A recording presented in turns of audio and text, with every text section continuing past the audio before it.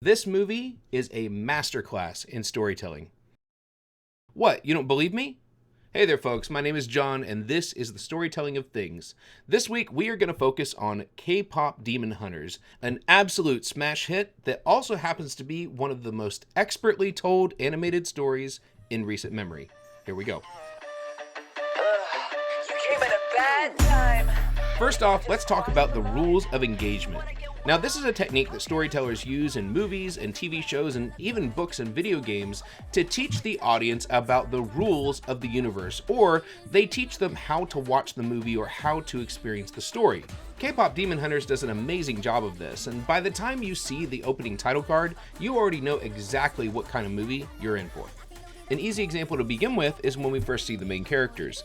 At first, they're portrayed realistically like characters in most other animated movies, but very quickly we transition into this highly stylized, almost Looney Tunes-esque portrayal of them eating their food before their concert. And it's a pretty stark comparison between the two. Okay. The reason why they do this at the beginning is because they're teaching us that even though the characters are going to be portrayed in a realistic style for most of the movie, occasionally they're going to break into this kind of zany, Looney Tunes-esque, for the lack of a better term, way of portraying these characters. It's really going to play on comedy, and it's going to play on just an emotional appeal for the audience.